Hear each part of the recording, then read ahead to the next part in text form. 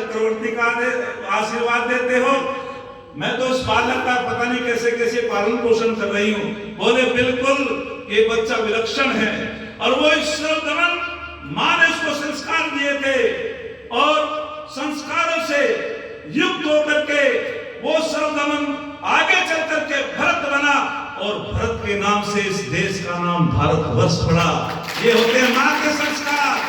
माँ जैसा चाहती है वैसा बन जाता है।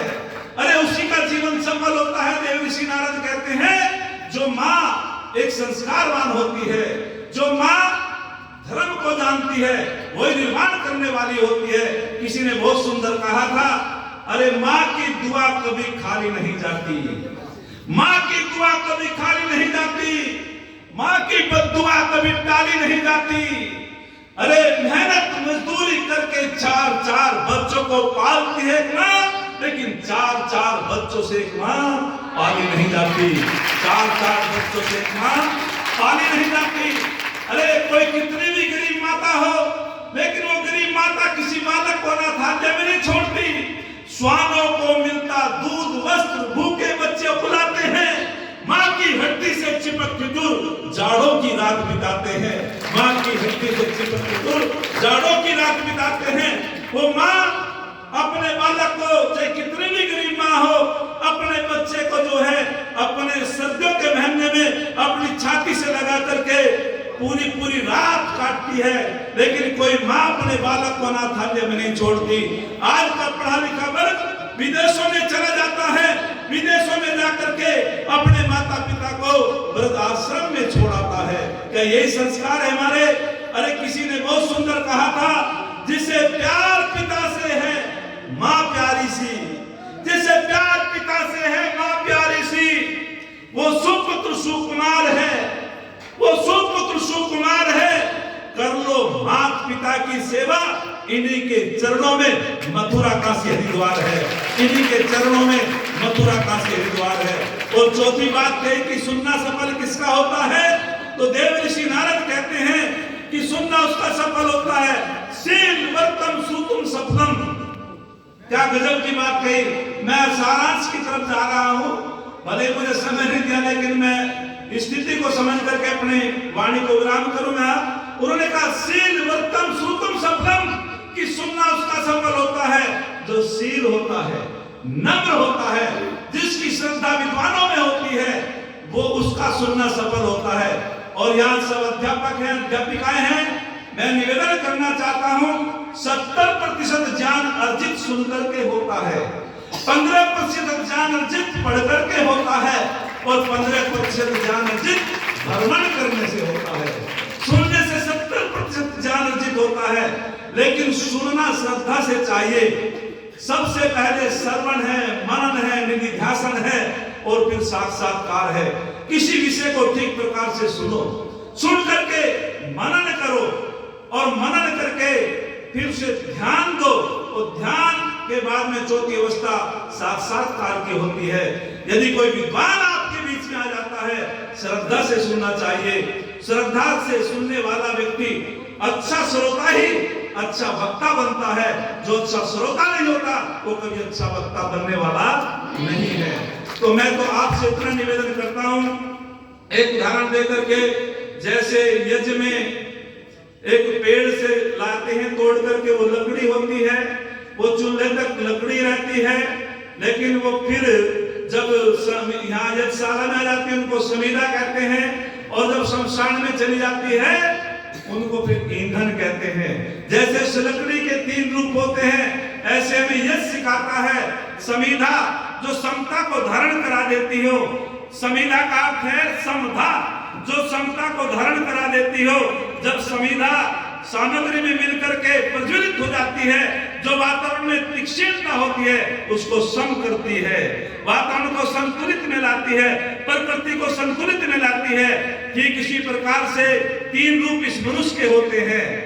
जैसे लकड़ी है, पेड़ से तोड़ी गई तो लकड़ी का मतलब हुआ जैसे आए वैसे चले जाएंगे।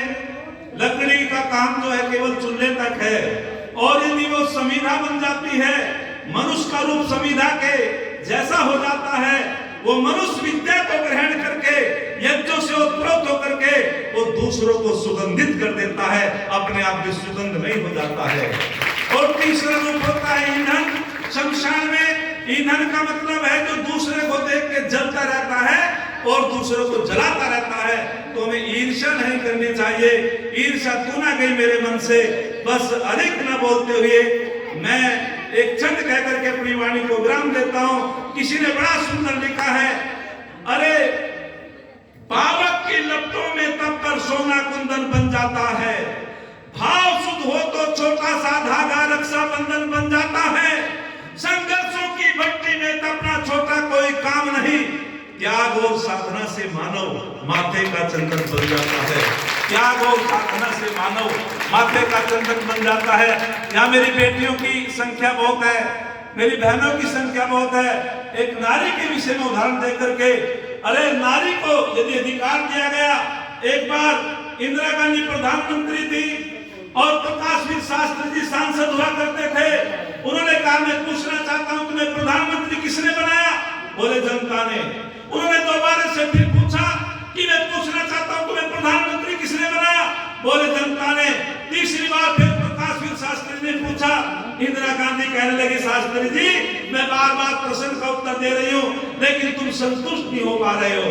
तो तब प्रकाशवीर शास्त्री ने कहा था कि जनता यदि तुम्हें प्रधानमंत्री बनाती, स्वामी दयानंद से पहले जनता जब भी थी तुम्हें पैर की जूती कहा जाता था, तुम्हें यज्ञों में आहुति देने का अधिकार नहीं था, तुम्हें गायत्री पढ़ने का अधिकार नहीं था, तुम्हें गायत्री मंत्र सुनने का अधिकार नहीं था और पति की मृत्यु के बाद में तुम्हें अग्निकुंड में जला दिया जाता था। ये स्थिति तुम्हारी थी। जब स्वामी दयानंद ने तुम आकर के देखा, कोई तुम्हें कहता था नारी के अंदर आत्मा नहीं होती, कोई कहता था नारी नरकस्य द्वारम। ऐसी बातों को सुन करके स्वामी दयानंद ने कहा था ये पैर की जूती नहीं है, ये सर की पगड़ी है, स्त्री ही ब्रह्मा बहुविध है। अरे जिस प्रकार से परमपिता परमात्मा सृष्टि का निर्माण करता है, ठीक उसी प्रकार से नारी समाज का निर्माण करती है, समाज का निर्माण करती है। तो तब शास्त्री जी ने कहा था ये अधिकार तुम्हें दिया है प्रधानमंत्री बनने का, शिक्षित होने का, तो स्वामी दयानंद ने दिया है। स्वामी दयानंद ने तुम्हारी वकालत की थी। तो हम सभी को एक छंद में बोलता हूँ माता बहनों के लिए। अरे किसी ने लिखा है सच तो यह है नारी की महिमा दुनिया जानने पाई है, सच तो यह है नारी की महिमा दुनिया जानने पाई है। यह मंदिर में मीरा है, रण क्षेत्र में दुर्गा बाई है, विद्या के क्षेत्र में गार्गी देवी है, जिसकी कथा निराली है। इस नारी के कारण ही तो ये धरती गौरवशाली है, इस नारी के कारण ही तो ये धरती गौरवशाली है। बस मैं तो इतना बताता हूँ, एक नारा लगाया गया बेटी पढ़ाओ बेटी बचाओ। किसका नारा है? बोलो। बेटी बचाओ बेटी पढ़ाओ किसने लगाया नारा? ये कह रही है नरेंद्र मोदी ने। ये नारा स्वामी दयानंद का है, ये ऋषि दयानंद का नारा है कि बेटी को पढ़ाओगे बेटी को बचाओगे देश बचेगा, संस्कृति बचेगी। और यदि बेटी को नहीं पढ़ाओगे नहीं बचाओगे देश की संस्कृति समाप्त हो जाएगी। तो हम सभी को प्रत्येक पिता को एक बेटी चाहिए कन्यादान के लिए। कन्यादान है महान हर एक इंसान के लिए, कन्यादान है महान हर एक इंसान के लिए। तो हम सभी को कन्याओं की रक्षा करनी चाहिए। इन्हीं शब्दों के साथ मैं अपनी वाणी को विराम देता हूँ। सब लोगों का धन्यवाद। बाबूराम आर्य ने 100 रुपए देकर के उत्साहवर्धन किया, 200 रुपए सुखबीर आर्य जी ने देकर के उत्साहवर्धन किया। परमपिता परमात्मा से मैं प्रार्थना